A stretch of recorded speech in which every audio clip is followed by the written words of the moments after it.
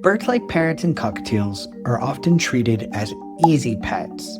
A cage in the corner, a seed bowl, a hand reaching in whenever we feel like it. And when things go wrong, when the bird bites, hides, screams, or shuts down, they are too often labeled as aggressive, difficult, or broken. Then they get passed on again and again. But the problem usually isn't the bird. The problem is that nobody taught the humans how to listen. This is Tikki. In his first year of life, Tikki had already been through 4 homes. By the time he arrived with Rachel, he wasn't confident. He wasn't thriving. He was shut down, physically weak, wary of hands, and unable to fly properly. Meet Tikki's guardian, Rachel. Rachel's background combines animal care, behavior science, and education. She earned her animal behavior degree at the University of Sheffield and is now a charter qualified dog trainer, working towards her clinical animal behaviorist accreditation to work with avian companions. So I asked Rachel what condition Tikki was when he first arrived, and why the cycle of birds being passed from home to home is so damaging. When Tikki first arrived, he was very shut down, he was very withdrawn and quiet. He didn't want to leave the cage, or if he did come out of the cage, he would just sit on top of it. He wouldn't come and explore. He'd been caged for so long in one of his previous homes that his flight muscles were very weak and emaciated, so he couldn't fly properly, and he would just crash land into everything, which was very dangerous for him. He was a total seed junkie. He would eat little else, but in particular he was very wary of hands, and he would bite whenever hands approached him. Unfortunately, biting is a really common issue that leads to people being afraid of their birds, and it's all too common for birds to be sold on, passed around homes. There doesn't seem to be as much rehoming and behavioural support for birds compared to other animals. We were Tikki's 4th home in a year, and to add to the problem, the training and behaviour industry is not legally regulated. That unfortunately allows unqualified people to call themselves behaviourists, which means that the birds suffer. When a bird bites, most people ask, how do I stop this? But a better question is, what was the bird trying to say before the bite even happened? A bite is rarely the beginning of a conversation. So I asked Rachel why so many people misunderstand biting and what our birds are actually trying to tell us before it gets to that point. Biting is not a moral failing. It's not your bird being evil. For most birds, most animals in general, biting's a last resort. Escalating the conflict to the point of biting is very dangerous for a bird because that could lead to injuries, which could affect their survival. And remember, birds in our homes, they're still wild animals. They are not domesticated. So they don't know that they're not still in the jungle fighting for survival. It's far safer for a bird to try and use their body language, vocalisations, to communicate without escalating to a bite.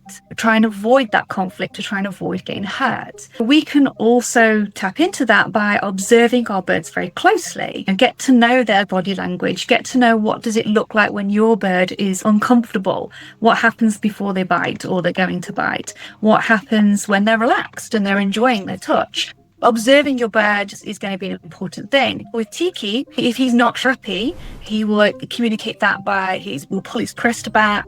He'll hold his beak open like he's threatening. He will sometimes retract his head back and he's pulling himself back, making himself a bit more small. Sometimes he'll make a harsh noise as well to say, go away. If we were to ignore all that body language and we just dived our hand in anyway, then it's going to escalate. It's going to lead to biting. It's going to lead to pecking.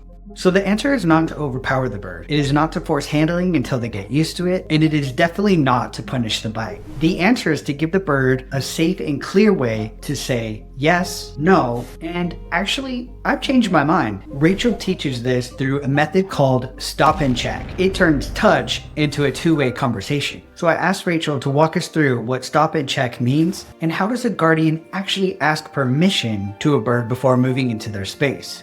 A good place to start is to offer your hand out, keep it still, don't wave it around, otherwise this could be seen as threatening, and just watch how your bird responds. So if your bird approaches, they drop their head down, they offer their neck out, it's usually a green light that tickles a welcome. It can sometimes help to add a verbal cue. For example, with Tikki, we hold our hand out and we say tickles. We're making our intentions known. And birds will learn through association over time what that word means. It doesn't have any meaning to start with because they don't speak English, but with that clear, consistent repetition of I'm offering my hand, I'm saying tickles, I'm waiting for you to say, yes, I want them before I go in for some strokes. Adding the cue tickle can also help boost your communication. Even if your bird's comfortable, they've said yes, and you're giving them tickles, it's really important to check that your bird is still comfortable. So stop and check. You give them 2 tickles, then slowly pull your hand away and then offer it again as before. Offering it out, keeping still, and maybe adding the cue tickles. That's you saying, do you want more? Because sometimes birds change their mind or they become overwhelmed. And so if we don't stop and check that the bird is still comfortable, then we could end up getting bitten. Sometimes people are like, it came out of nowhere. I was just stroking him and then he bit me. That could also be that your bird has gone, I don't know how to move away. This is very intense and it's not stopping. I feel like my only way out of this now is to bite you. So when we are stopping and checking, then we are helping the bird feel safe, feel comfortable and trust us. And if they do start to feel uncomfortable, they can hopefully know that it will stop and they get the option to re-engage or not. This is really important because every living thing has the right to body autonomy. And where we respect that, we help build trust and safety with our birds. Once you start reading their body language, you realize that every bite does not mean the same thing. Sometimes a bite is fear, sometimes it's just them being overwhelmed, and sometimes it's them being super cheeky and saying, hey, your hand is busy over there with the mouse. Can you please use it to come give me some scritches? So I asked Rachel, when a bird is biting out of attention rather than fear, what should a guardian do in that moment? Reading your bird's body language around biting and what that means is that sometimes you can have birds that are actually starting to bite you because they want your attention. You know, they're getting frustrated. So Tikki will do it because he'll get frustrated that my hand's using the computer mouse and I'm working and he's trying to get my attention. And so he will bite my hands to be like, give me attention, woman. The best thing to do if that's happening is just very calmly withdraw your hands. We just want to teach the bird that doesn't work. That's not going to get you what you want. You want to give me your nice, polite, green light behavior, drop your head down, wait patiently, then you'll get the tickles. If you do get some of that attention demanding biting, just be really calm and just take your hands away. So whether the bite is fear-based or attention-seeking, the principle stays the same. Do not punish the bird, do not escalate the situation, remove the reward if needed, and teach the bird what does work. But there is one more layer to responsible touch. When a bird clearly says yes, there are still biological boundaries that we need to respect. Where we touch them matters. What happens biologically when we touch a bird in the wrong way? And where should people actually be touching the bird if the bird gives you clear consent? It's really important to stick to the neck and the head area for tickles. Touching other areas such as back and wings, it's actually mimicking mating behavior. And that can lead to a lot of issues with hormones, chronic stress, and potentially even life-threatening conditions like cloacal prolapse.